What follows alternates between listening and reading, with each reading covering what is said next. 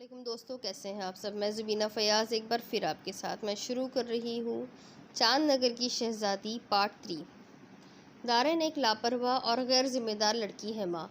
आप अभी का वाक़या देख लें। मैं नहीं समझता कि वो इस काबिल है कि एक बच्चे की देखभाल कर सके, इसलिए आप अभी इस मौजू को बंद रहने दें और पोते को फ़िलहाल भूल जाएं। इनका लहजा तल्ख़, सर्द और दो टोक था। इसे लगा चारों तरफ से इस पर तीरों की बौछार कर दी गई हो, यूँ जैसे इसके सर पर आसमान टूट पड़ा। ये क्या कह रहे थे वो? यानी दारेन चौधरी, इनकी शरई बीवी, इस काबिल न थी कि इनकी औलाद पैदा कर सकती। सारा दिन इसका दिमाग जैसे किसी खला में मौलिक रहा। वो भाग भाग कर सारे काम करती रही, कभी माँ को वज़ू करवाना, कभी सर में मालिश करना, कभी इनके लिए यखनी बनाना। दूसरी तरफ हैदर के काम भी ऐसे ही करती रही। पता नहीं क्यों वो खुद को ज़िम्मेदार साबित करना चाहती थी। दिसंबर की सर्द रात में एक बारिश इसके अंदर उतर आई थी। वो हैदर चौधरी के नज़दीक इस काबिल थी कि इसके साथ चंद पल तो गुजारा किया जाता, मगर इस काबिल नहीं थी कि इनका वारिस पैदा कर सकती। इतना तज़ाद, ऐसी मुनाफिकत। इसका दिल चीख चीख कर रोने का चाहा, मगर हमेशा की तरह उसने होठ भींचकर ज़ब्त के बंद बांध लिए। ज़ब्त गमे आसान नहीं आला, आग होते हैं वो आंसू जो पिए जाते हैं। ये आग भी इसके अंदर उतर गई, इसको अपने सुर्ख शोलों से झुलसा कर इसका कलेजा झुलसा गई। हैदर के सोने के बाद भी वो जागती रही। ये खौफ बहुत भारी था कि अगर आज भी वो ना जाग सकी तो। इस खौफ ने इसकी नींदें उड़ा दी और तहज्जुद की अज़ान होते ही उसने बिस्तर छोड़ दिया। दारा ने उसका हाथ पकड़ा, इसे वापस बिठा दिया। वो बहुत नाराज़ थी, सबसे नाराज़ और खफा।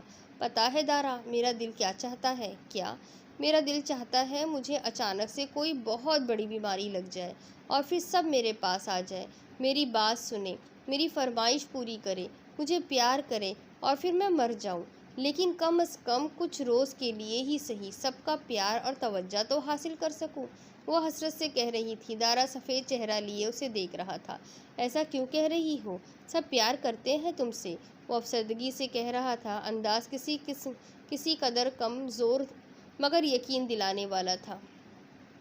झूठ, एकदम झूठ, कोई प्यार नहीं करता मुझसे, वो चिल्लाकर कहती। रोने लगी। मैं तो प्यार करता हूँ ना तुमसे, मगर तुम तो भाई हो मेरे, तुम तो करते हो, मुझे पता है। मुझे सबका प्यार चाहिए। वो फूट फूट कर रो रही थी और यहाँ आकर दारा बेबस था। दिसंबर की सर्दी बहुत सख्त थी और खुले इलाके की वजह से धुंध भी खूब छाई हुई थी, मगर इसके बावजूद पिछले सहन में गरम चादर लपेटे माँ के ज़ेरे इस्तेमाल जाए नमाज धो रही थी और पास खड़े ईशा सिर्फ उसका मुंह देख रही थी। वो उसे कुछ करने ही न देती थी। इसके बाद उसने बरामदे में खुश्क होने के लिए डलवाए और फिर किचन की तरफ बढ़ गई। मुलाजमाओं को ज़रूरी हिदायत देने के बाद उसने खाना लगवाना शुरू कर दिया। माँ और हैदर और बाबा को खाने का कहकर वो लिबास तब्दील करने कमरे में आई थी। उसकी आस्तीन गीली थी और इस लिबास में वो कतन मेज़ पर नहीं जा सकती थी, मगर सामने हैदर को देखकर ठिठक गई। पता नहीं वो कमरे में कब आए। वो थोड़ा सा आगे बढ़ी थी जब उनकी आवाज़ पर रुक गई। इधर आओ दारेन, उन्होंने कहा तो वो उनके करीब आ गई। यहाँ बैठो। उन्होंने इसका बाजू पकड़कर उसे बेड पर बिठा दिया, जबकि खुद वो मोबाइल पकड़कर उसके सामने खड़े हो गए।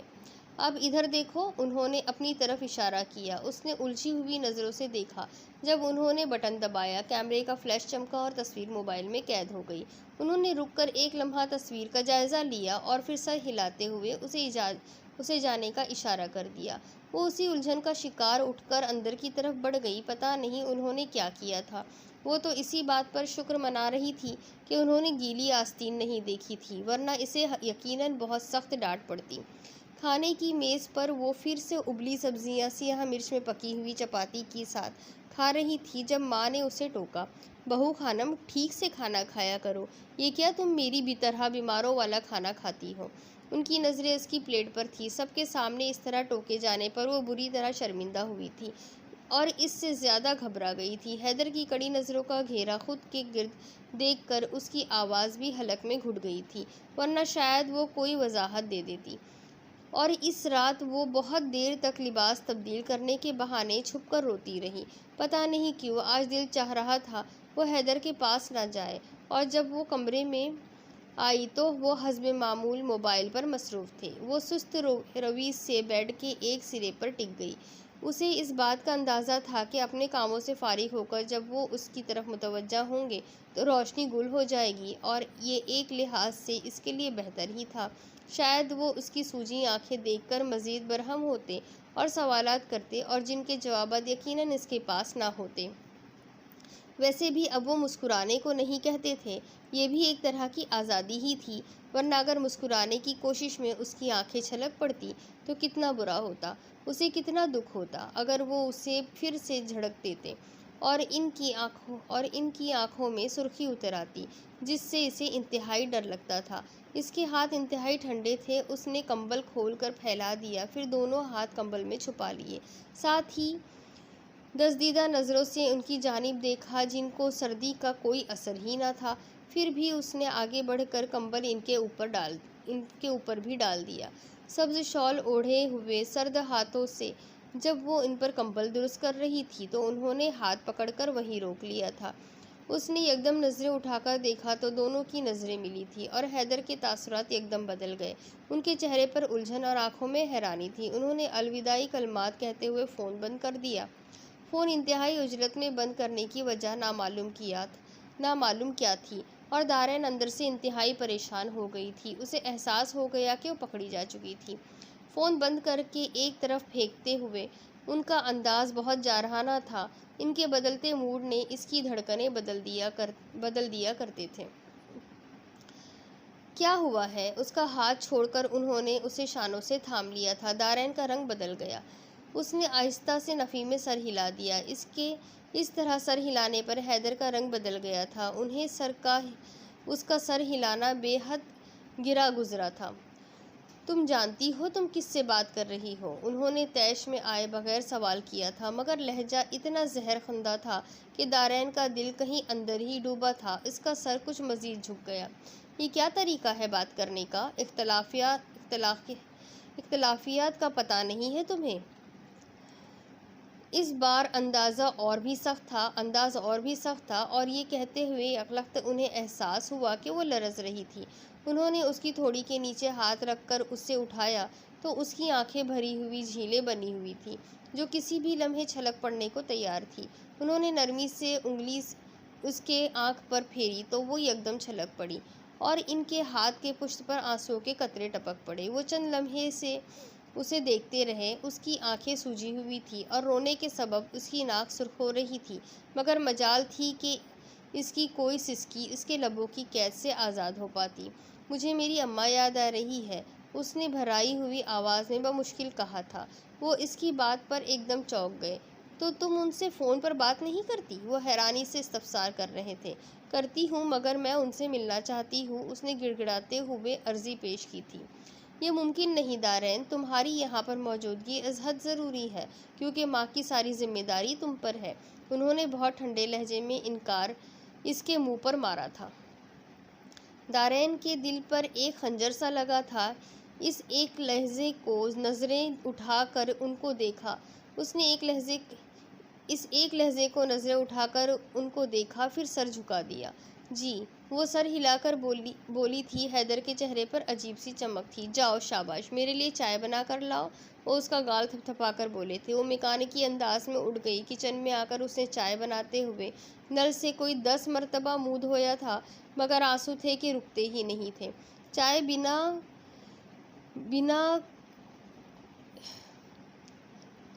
بنا کر مگ میں ڈالتے ہوئے اس نے آخری بار منہ دھویا اور ان کے کمرے کی طرف بڑھ گئی۔ وہ بیڈ پر نیم دراز تھے۔ اس کی آہستگی سے دروازہ بند کرنے پر وہ اس کی طرف متوجہ ہو گئے۔ اس نے چائے ان کے پاس میز پر رکھ دی اور پھر خود دوسری طرف آ گئی۔ کمبل اوپر لیتے ہوئے اس نے انہیں دیکھا۔ وہ چائے کا کپ اٹھا رہے تھے۔ آپ سے ایک بات پوچھ سکتی ہوں؟ اس کی آواز میں واضح ہچکچاہٹ اور ڈر تھا۔ ہاں بولو، انہوں نے چائے کے گھونٹ لیتے ہوئے اجازت دی تھی۔ میں جاہل ہوں، بہت غیر ذمہ دار اور لاپرواہ ہوں۔ مجھے بولنے کی تمیز نہیں، مجھے کچھ نہیں آتا۔ مگر آپ مجھے بتائیں، مجھے سکھائیں، آپ مجھے کیسا دیکھنا چاہتے ہیں، میں ویسا بننے کی پوری کوشش کروں گی۔ وہ بہت اٹک اٹک کر بول رہی تھی، پورا احساس کمتری میں ڈوبا لہجہ۔ بہت بے وقوف ہو تم، وہ ہنس پڑے۔ میں تو مرد ہوں، میں تو ایسا ہی رہوں گا، کبھی نہیں بدل سکتا، چاہوں بھی تو بھی نہیں بدل سکتا۔ میرے سامنے تم سونے کی بھی بن کے آ جاؤ گی، میں تب بھی خامی ڈھونڈ لوں گا۔ وہ مذاق اڑا رہے تھے۔ دارین کا دل کہیں اٹھا گہرائی میں ڈوبا جا رہا تھا۔ اس لیے کہتا ہوں میرے پیچھے مت بھاگو، اللہ سے دعا کیا کرو کہ تمہیں ایسا بنا دے کہ تم اسے پسند آ جاؤ۔ انہوں نے بہت خوبصورتی سے بات سمیٹ کر چائے کا مگ ایک طرف رکھا، روشنی گل کی اور اس کو نزدیک کر لیا۔ وہ بہت سرد ہو رہی تھی۔ حیدر نے کمبل اس کے اوپر کرتے ہوئے اس کو اپنے بازو پر لے لیا، پھر اس کی آنکھوں کو چومتے ہوئے اس کو سینے سے لگا لیا، پھر اس کو ایک گڑیا کی طرح بازوؤں میں لے کر اپنی مرضی سے توڑنے موڑنے لگے۔ مگر وہ کانچ کی گڑیا نہ تھی، وہ ذرا سی ٹھیسے لگنے سے ٹوٹ جاتی۔ وہ تو ربڑ کی گڑیا تھی، جتنا بھی توڑ لو، جتنا بھی استعمال کر لو، جتنی بھی اذیت دے لو، واپسی اسی حالت میں آ جاتی تھی۔ وہ اگلی صبح بہت عجیب واقعہ ہوا۔ وہ نہا کر نکلی تو بہت دیر تک خود کو آئینے میں دیکھتی رہی۔ اس کی آنکھوں کے گرد گہرے حلقے نظر آ رہے تھے۔ پھر سر جھٹک کر اپنے کمرے کی طرف آ گئی۔ ابھی وہ بستر سے کچھ دور ہی تھی جب یکدم ہی اس کا سر گھومنے لگا۔ اس نے سہارے کے لیے کسی چیز کو پکڑنے کی کوشش کی، مگر بے سود وہ پورے وزن کے ساتھ زمین پر گری تو حیدر کی آنکھ کھل گئی تھی۔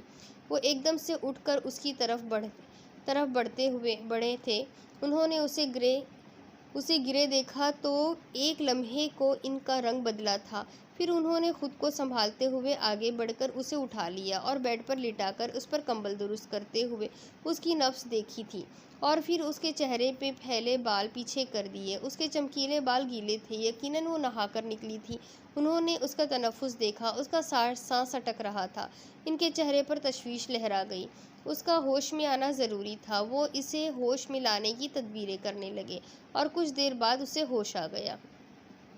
اس کی مردہ نظر آتی آنکھیں کچھ دیر چھت پر جمی رہی تھیں، پھر جیسے اسے ماحول کا ادراک ہوا اور اس کے چہرے کا رنگ بدل گیا۔ اب اس کی نظریں جو حیدر پر پڑی تو وہ قدر گھبرا گئی۔ اس نے بے ساختہ اٹھنے کی کوشش کی، مگر وہ اس میں ناکام رہی۔ اس کی کہنی میں بری طرح درد ہو رہی تھی۔ وہ اٹھنے کی کوشش میں جب اس نے کہنی پر دباؤ ڈالا تو ایک کرراہ کے ساتھ وہ واپس لیٹ گئی۔ وہ آہستگی سے اس کے پاس آ گئے۔ اس کا بازو پکڑ کر انہوں نے آستین اوپر کی تو کہنی پر نیل تھا۔ یقیناً اسے گرتے وقت یہی کہنی دباؤ میں آ گئی تھی۔ وہ اٹھ کر مرہم نکال لائے اور مالش کرنے لگے، پھر اس کی آستین برابر کر کے اس کے سامنے بیٹھ گئے۔ اب ٹھیک ہو؟ ان کا لہجہ نرم تھا۔ دارین نے آہستہ سے اس بات میں سر ہلا دیا۔ اس کے چہرے پر تکلیف کے آثار تھے۔ کیا ہوا تھا؟ وہ پوچھ رہے تھے۔ پتہ نہیں چلا، میں بس ادھر آ رہی تھی تو ایک دم سے آنکھوں کے آگے اندھیرا آ گیا اور میں گر گئی۔ اس کی آنکھوں میں آنسو آ گئے تھے، ان کے چہرے پر تشویش کے رنگ تھے۔ اس کا یوں بے ہوش ہونا ٹھیک نہیں تھا۔ انہوں نے اس کا چہرہ دیکھا، اس کی آنکھوں کے گرد نیلے گہرے حلقے تھے اور وہ بہت کمزور لگ رہی تھی۔ انہوں نے نظر اس پر سے ہٹا لی اور دوپہر میں جب وہ ماں کے پاس بیٹھے تھے تو انہوں نے دبے دبے انداز میں ماں کو سب بتا دیا۔ وہ خاموشی سے ان کی بات سنتی رہی، پھر دھیرے دھیرے انہیں سمجھانے لگی۔ دارین اچھی لڑکی ہے حیدر، بے وقوف ہے مگر کام سنبھال لیا ہوا ہے اس نے یہاں کا، تھوڑی لاپرواہ ہے اور اسی وجہ سے کھانے پر توجہ نہیں دے پاتی، اور شاید اسے عادت ہی نہیں مرغن غذاؤں کی۔ جو بھی صورتحال ہے میں کوشش کروں گی کہ اس کی خوراک کا خاص دھیان رکھوں، اور تم بھی اسے تاکید کر دینا۔ وہ سر ہلا کر اٹھ گئے۔ آج ان کا یہاں آخری دن تھا، کل وہ واپس جا رہے تھے۔ رات سونے سے پہلے عشاء ان کے کمرے میں 2 بڑے گلاس دودھ کے رکھ گئی۔ دارین نے حیرانی سے یہ منظر دیکھا، اور جب حیدر نے اسے دودھ پینے کو کہا تو وہ حیرت سے تقریباً گر جانے والی ہو گئی تھی۔ ان کے بالکل سامنے بیٹھ کر اس نے گھونٹ گھونٹ دودھ پیا اور پھر گلاس رکھنے چلی گئی۔ واپس لوٹی تو وہی خاموشی اور تاریکی اور سگریٹ کا دھواں اس کا منتظر تھا، اور اس نے دروازہ بند کیا اور ان کے برابر آ گئی۔ بے خیالی میں انہوں نے اسے ساتھ لگا لیا، جبکہ سگریٹ ان کی انگلیوں میں سلگ رہا تھا اور وہ ان کے بازوؤں میں ایک ننھی لڑکی کی مانند سمٹی ہوئی تھی۔ کمرے کی فضا بوجھل اور غیر یقینی تھی۔ اس نے سر ان کے سینے پر رکھا ہوا تھا اور پتہ نہیں مگر اس کا دل چاہا تھا وہ آنکھیں بند کر کے سو جائے۔ وہ آہستہ آہستہ اس کے گال سہلا رہے تھے۔ اسے پتا تھا انہیں یہ کر کے پتا نہیں کیا تسکین ملتی تھی کہ وہ اکثر ایسا کیا کرتے تھے۔ کہیں اور تو چوٹ نہیں لگی تھی؟ انہوں نے سگریٹ راکدان میں بجھاتے ہوئے اسے دیکھا تھا۔ نہیں، اب ٹھیک ہوں، وہ آہستہ سے بولی تھی۔ اس کی آنکھیں بند تھیں۔ پھر اس نے ذرا سا سیدھا ہوتے ہوئے اپنا ہاتھ ان کے سینے پر رکھ دیا جہاں ان کا دل تھا۔ حیدر نے ایک نظر اسے دیکھا، پھر اس کے ہاتھ کو جو سانس کی جنبش سے بہت مدھم سا اوپر نیچے ہو رہا تھا۔ وہ سو چکی تھی اور حیدر کے ماتھے پہ ایک گہری شکن ہوتی جا رہی تھی۔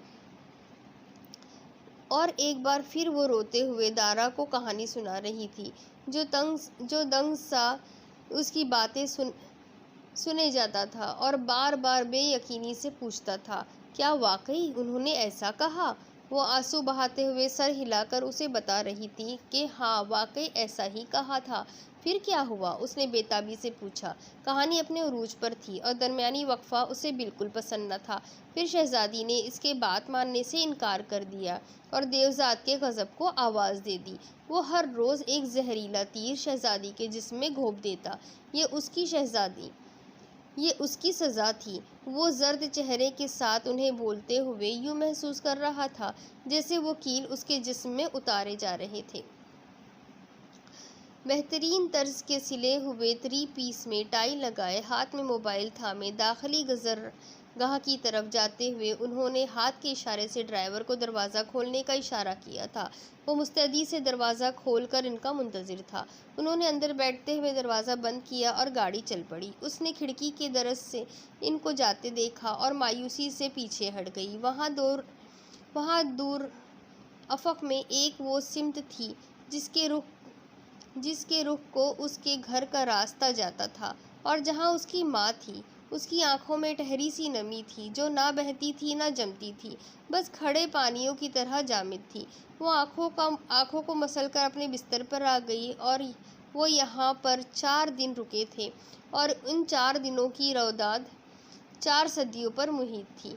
وہ اپنی ڈائری اور اپنے صفحات نکال لائی، کمرہ مقفل کیا اور پھر ایک بار پھر سے اس کی رکی انگلیاں حرکت میں آ گئی۔ کورے ورق بھرنے لگے اور جب اس کے ہاتھ رکے تو حیدر چودھری کی ایک اور تصویر صفحہ کرتاس پہ نمودار ہو چکی تھی، ہو بہو حیدر کے نقش اور وہی ماتھے کی شکن اور اس کے پرتاثر آنکھیں۔ پھر اس نے سرخ رنگ اٹھایا اور جب واپس رکھا تو حیدر کی آنکھوں میں وہی گہری سرخی تھی۔ اس کی مٹھیاں بھیج گئی اور آنکھوں میں ٹھہری نمی مزید گہری ہو گئی۔ ہم کو تیری سرد مہری کی ہوا یخ کر گئی، اوڑھ کر احساس محرومی کی چادر سو گئے۔ پھر اس نے وہ ڈائری اٹھا لی۔ پتہ نہیں حیدر اسے اتنا کم عقل، جاہل اور غیر ذمہ دار کیوں تصور کرتے تھے۔ شاید اس لیے کہ وہ کم پڑھی لکھی تھی، صرف میٹرک پاس، مگر اس میں اس کا کیا قصور تھا؟ ابھی وہ اسی لحاظ سے کم عمر بھی تو تھی اور ابھی اگر امی اسے مزید پڑھنے کے لیے شہر میں لڑکیوں کے کالج بھجواتی تو وہ بھی ان کی طرح پڑھی لکھی اور سمجھدار بن جاتی شاید۔ مگر پھر اس کی شادی ہو گئی اور تبھی اسے پتہ چلا کہ اس کا نام دراصل دارین نہیں تھا بلکہ جاہل، کم عقل، غیر ذمہ دار اور بے وقوف تھا، اور کسی قدر احمق تھی۔ وہ کس قدر احمق تھی؟ کیونکہ ان کی طرح انگلش نہیں بولتی تھی۔ اس نے دم گھٹتے آنسوؤں کے ساتھ اپنے گال صاف کیے اور ذہن کو پیچھے کی طرف دوڑایا اور اسے ان کی ایک ایک بات یاد آ گئی۔ پھر اس کا قلم چلنے لگا۔ وہ سب سنی انسنی ہوئی باتیں لکھ رہی تھی، وہ سب باتیں جو انہوں نے دوسروں کے ساتھ کی تھی، کیونکہ اس کے حصے میں ان کی توجہ نہیں آتی تھی، نہ ان کی باتیں آتی تھیں۔ اس کے حصے میں صرف خاموشیاں اور اندھیرے آتے تھے۔ وہ ان کی انگلش لکھ رہی تھی۔ پھر وہ حیدر کی لائبریری سے انگلش کی بڑی سی ڈکشنری اٹھا لائی جسے اس نے ٹانگوں پر رکھ کر کھول لیا۔ اب وہ حیدر کی انگلش ٹرانسلیٹ کر رہی تھی، ایک ایک لفظ کی اردو اور پھر بامحاورہ ترجمہ۔ اور وہ باتیں کیا تھیں؟ ان کے آفس کے معاملات تھے، ان کی ذاتی باتیں تھیں اور ان کی باتوں میں کہیں پر وہ بھی تھی۔ اس کا قلم تھمنے لگا۔ مگر رات کے آخری پہر جب کہ صحن میں دھند کے دھن کے قافلے اتر رہے تھے۔ اس نے اپنا کام مکمل کر لیا تھا۔ ایک بار پھر سے وہی معمول شروع ہو گیا۔ وہ اسی طرح جاگتی رہی، ماں کا خیال رکھتی، گھریلو معاملات میں حصہ لیتی اور پھر رات کی تنہائی میں تکیاں بھیج کر سو جاتی۔ حیدر نے کہا تھا وہ بے وقوف اور کم عقل تھی۔ وہ اپنی بے وقوفی کو کم کرنے کے لیے زیادہ سے زیادہ کتابیں پڑھتی۔ اس کے لیے حیدر کی لائبریری کام آتی تھی، جس میں دنیا زمانے کی ہر کتاب جمع تھی۔ کتابیں پڑھنے کا موقع اس کے پاس رات کو ہی میسر ہوتا تھا، جس میں اس نے ابتدائی طور پر انگلش کے ذخیرے میں سے شیکسپیئر کا ڈرامہ ہیملیٹ اور اردو میں مستنصر حسین تارڑ کی حنظلہ داستان منتخب کی تھی۔ جس رات اس نے حنظلہ داستان ختم کی، اس سے اگلے دن وہ بہت گمسم اور خیالوں میں گم رہی۔ اس کا دل چاہتا وہ بھاگ کر حنظلہ چلی جائے، مگر اس کے گرد شیش محل کی فضلیں بہت مضبوط تھیں۔ اس رات ان دو کتابوں کو واپس رکھ کر اس نے اشفاق احمد کی زاویہ اور ایلف کشف کی 40 رولز آف نوٹ اٹھا لی۔ انگلش کی کتابیں وہ ہمیشہ ڈکشنری ساتھ رکھ کر پڑھتی تھی، اگرچہ اس کے باوجود اسے بہت سی چیزیں کنفیوز کر دیتی تھی، مگر پھر بھی یہ چیز اس کی دلچسپی کم نہیں کر پاتی تھی۔ وہ اپنے ذہن میں بنانے والی کوشش کرتی تھی اور اس کے بعد چھوٹے چھوٹے جملے اپنے ذہن میں بنانے کی کوشش کرتی تھی۔ اگر کسی چیز کی سمجھ نہ آتی تو وہ ڈکشنری سے تلفظ دیکھ کر لکھتی اور پھر اسے بولنے کی پریکٹس شروع کر دیتی۔ وہ غیر ارادی طور پر حیدر کو یہ بتانا چاہتی تھی کہ وہ بھی ان کی بات سمجھ سکتی ہے۔ ہاں، مجھے ایسی ہی بیوی چاہیے تھی، میرے اندر رہنے والی جو آنکھ کے اشارے سے بات کو سمجھے اور مجھے اپنی عقل مندی دکھانے کی کوشش نہ کرے۔ مجھے تیز تیز بولنے والی بدتمیز لڑکیاں نہیں پسند۔ ہلکی سی ہنسی، پھر کہا، اگر اس نے ایسا بننے کی کوشش کی تو میں اسے شوٹ کر دوں گا۔ مذاق اڑاتا اور دھمکی دیتا انداز۔ ہاں، بیوی ایسی ہی اچھی لگتی ہے، آپ کے کاموں میں مصروف، اسے اس کے لیے وقت نہیں ملنا چاہیے، ورنہ وہ اپنی حیثیت بھول جائے گی۔ وہ پرغرور اور تکبر میں ڈوبا لہجہ۔ اس نے کانپتے ہاتھوں اور زرد چہرے کے ساتھ قلم نیچے رکھا اور بستر پر اونھے منہ گر گئی۔ اس کے سر میں دھماکے سے ہو رہے تھے۔ تو حیدر چودھری کے دارین اپنی بیوی کے متعلق یہ خیالات تھے؟ وہ سکتہ کی کیفیت میں تھی۔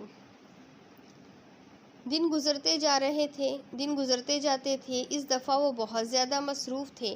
گھر آ ہی نہ سکے، ماں سے فون پر بات ہو جاتی، اور بات تو اس سے بھی ہوتی تھی، وہ رسمی حال چال، ہوں ہاں اور ماں کا خیال رکھنے کی تاکید وغیرہ۔ وہ دم گھٹتے سانس اور جمے ہوئے آنسوؤں کے ساتھ سنتی رہتی اور دل میں سوچتی وہ اس قابل نہ تھی کہ ان کی اولاد پیدا کر سکتی، اس لیے اس نے ماں کو ہی اپنا بچہ سمجھ لیا تھا۔ انہیں نہلاتی دھلاتی، ان کے کپڑے بدلواتی، ان کے سر میں مالش کرتی، ان کو وضو کرواتی اور پھر ان کی ویل چیئر ڈھکیل کر باہر لے جاتی، انہیں گھر کے کاموں میں شرکت کرنے کو کہتی، اور پھر جب اس محل کے دیگر افراد، جن میں سرفہرست فردوس خانم تھی، اس پر رشک کرتی تھی اور اشاروں کنائیوں میں بیسوں بار ماں سے پوچھ چکی تھی کہ خوشخبری کب دیں گے، ماں آگے سے خاموشی اختیار کر لیتی تھی، اور ان کی یہ خاموشی دارین کے اندر زہر سے بھرے کتنے ہی کیل گاڑ دیا کرتی تھی۔ نگینہ اور شبینہ اس سے پوچھتی تھی کہ وہ اپنے گھر ماں سے ملنے کیوں نہیں جاتی، اور اسے حیدر کا منہ توڑ انکار یاد آ جاتا۔ وہ کس قدر مضبوط تھی، اس کا واقعی دل نہیں چاہتا تھا کہ وہ گھر جائے، اور یہ سوچ ہمیشہ اس کے اندر مزید درد بھر دیا کرتی۔ حیدر کے نزدیک ان کی ماں کس قدر ضروری تھی، وہ لمحہ بھر کو بھی تنہا نہیں چھوڑنا گوارا کرتے تھے، اور وہ کس قدر غیر اہم اور جذبات سے عاری تھی، جو کہ گزشتہ 11 مہینوں سے اپنی ماں سے ملے بغیر زندہ تھی۔ واقعی وہ کس قدر سخت جان تھی، اس کی زندگی جیسے شیش محل میں ہی ختم تھی۔ وہ نگینہ شبینہ کو بڑے حوصلے سے کہا کرتی تھی کہ اب یہی اس کا گھر تھا، اب اس کا دل چاہتا تھا کہ ایک صبح آئے جب وہ سب جاگے مگر وہ سوتی رہے، اور پھر عیشا اس کے کمرے میں آئے اور اسے یہ بتانے کہ آج اس کی وجہ سے ماں کی نماز قضا ہو گئی، مگر اسے مردہ جان کر واپس دوڑ جائے، اور پھر حیدر کو کتنا دکھ ہو کہ وہ اپنی سرخ آنکھوں کے ساتھ آخری بار ڈانٹ بھی نہ سکے، اور پھر اس کی امی آ جائے، اس کے کفن شدہ وجود سے لپٹ جائے، اور تب شاید اس کی جلتی روح کو سکون مل جائے، اور جب حیدر اس کے جنازے کو کندھا دیں گے تب وہ کسی قدر شانتی پائے گی کہ ساری زندگی اس شخص نے اسے اپنے پیروں میں رکھا، مگر جب وہ مر گئی تب اسے سر پہ اٹھانے پر مجبور ہو گئے، اور پھر جب اسے دفنایا جائے گا اور جب اندھیاری قبر میں وہ تنہا رہ جائے گی تب فرشتے آئیں گے اس کا حساب لینے، اور جب وہ سسک سسک کر انہیں اپنے وجود میں گڑے کیل اور زہریلی سوئیاں دکھائے گی، رو رو کر انہیں اپنے دل کے زخم اور روح کی جلن دکھائے گی، تب فرشتے بھی اس کے ساتھ رو دیں گے۔ اور یخلقت اس کا قلم لرز گیا۔ اس نے سوچا اگر حیدر کو یہ سب پتہ چل جائے تو وہ اس کا کیا حشر کریں گے۔ اس نے جلدی جلدی ڈائری چھپا دی تھی۔ اس نے چائے کی پیالی اٹھاتے ہوئے کھڑکی سے پار دیکھا جہاں نوکروں کے کوارٹرز میں ڈھولک بج رہی تھی۔ آج فضا ملازمہ کی بڑی بیٹی کی رسم حنا تھی۔ ماں کو اتنے شور شرابے سے چڑ تھی، ان کا دل گھبراتا تھا، جبھی انہوں نے سلیقے سے منع کر دیا تھا، اور جب وہ نہیں جا رہی تھی تو دارائن کے جانے کا سوال ہی پیدا نہ ہوتا تھا، اور باقی سب جا رہے تھے۔ وہ خاموشی سے ماں کے پاس بیٹھی ان کی باتیں سنتی جاتی تھی۔ عیشا بھی تو آج ہی اپنے گاؤں گئی تھی۔ حیدر بچپن میں بہت شرارتی تھا، ہر وقت اپنے پیچھے دوڑاتا رہتا تھا، ڈر لگتا رہتا تھا کہ اب گرا کہ تب گرا۔ خوبصورت بھی بہت تھا، بہت جلد نظر لگ جاتی تھی اسے۔ مجھے اتنا گھبرایا ہوا دیکھ کر اس کے بابا کہا کرتے تھے کہ تم سے ایک بچہ نہیں سنبھلتا، اور میں کہتی تھی کہ اگر آپ میری جگہ ہوتے تو تب پوچھتی کتنا بھاگنا پڑتا ہے اس کے پیچھے۔ وہ مگن سی بول رہی تھی۔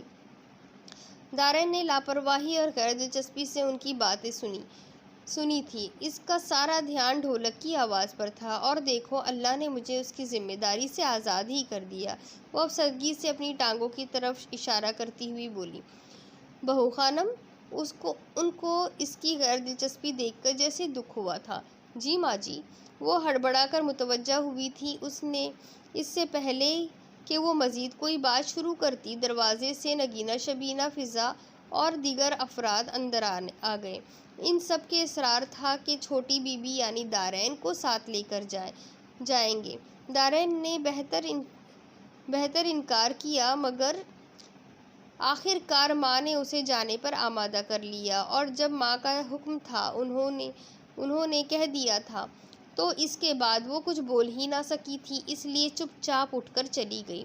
کچھ دیر بعد وہ بہت خوبصورت ہلکے پیلے فراک میں ملبوس تھی۔ لڑکیوں نے شوق اور اصرار سے اس کی کلائیوں میں گجرے بھی پہنا دیے تھے، جس سے اس کا روپ اور بھی کھل اٹھا تھا۔ وہ سب مل کر گیت گا رہی تھی۔ یہ پنجاب کی روایتی گیت تھے جو اس کی شادی پر بھی گائے گئے تھے، مگر آج جانے کیوں اسے رونا آ رہا تھا۔ اسے امی بے حد یاد آ رہی تھی۔ پتہ نہیں زندگی ایسی کیوں تھی؟ کیا ساری شادی شدہ لڑکیاں اسی طرح اپنے والدین کے گھر جانے سے روک دی جاتی تھیں؟ اسے یاد تھا کہ اس کے ماموں کی بیٹیاں تو ان سے ملنے آیا کرتی تھیں، اور ماموں کی بہویں بھی اپنے والدین کے یہاں جایا کرتی تھیں۔ پھر پتہ نہیں اس کی دفعہ ہی کیوں سارے اصول و ضوابط بدل گئے تھے۔ اس نے سر جھٹک کر اپنا دھیان کھانے میں لگانے کی کوشش کی تھی، مگر 2 نوالے کھا کر ہی اس نے چھوڑ دیا۔ اس کا دل نہیں چاہ رہا تھا۔ اس نے بے دلی سے ادھر ادھر دیکھا، سب مصروف تھے۔ وہ دھیمے قدموں سے چلتی فضا کی بیٹی کے پاس آ کر بیٹھ گئی۔ فیضان اس گھر کی پرانی ملازمہ تھی، اس کی اہمیت سے بخوبی آگاہ تھی، جبھی اس کے پاس آ کر اس سے باتیں کرنے لگی۔ وہ نیم غائب دماغی سے اس کی باتیں سننے میں مگن تھی۔ جب اس نے محسوس کیا یکدم ہلچل سی مچ گئی تھی، اس نے کھلی کھڑکی سے پار دیکھا۔ بیرونی گیٹ سے ایک گاڑی اندر آ رہی تھی۔ اس سے پہلے کہ وہ جان پاتی کہ گاڑی کس کی تھی، ایک لڑکی کھڑکی کے آگے آ کر یوں کھڑی ہوئی کہ اسے بیرونی منظر نظر آنا بند ہو گیا۔ بے چینی سی محسوس ہونے لگی۔ لڑکیاں اب دلہن کو مہندی لگا رہی تھیں۔ کسی ایک نے لاڈ سے اس کے ہاتھ تھام لیے۔ اس نے بہت چاہا کہ ہاتھ چھڑا لے، انکار بھی کیا، مگر کسی نے بھی اس کی نہ سنی، اور پھر اس کی ہتھیلی شاید ابھی آدھی ہوئی تھی کہ یکلخت جیسے کوہرام مچ گیا۔ ایک ملازمہ دوڑتی ہوئی چلاتی ہوئی آ رہی تھی۔ بڑی بیگم صاحبہ چلی گئی، چودھرانی جی وفات پا گئی۔ آخر کیا ہوا ہے اس کے آگے؟ اچانک سے بڑی بیگم صاحبہ یعنی حیدر چودھری کی ماں کا انتقال کیسے ہو گیا؟ اور باہر گاڑی کس کی آئی تھی؟ اب کیا ہوگا دارین کے ساتھ میں؟ چلو یہ جاننے کے لیے میرے ساتھ بنے رہیے، اگلی قسط میں پھر ملیں گے۔ اللہ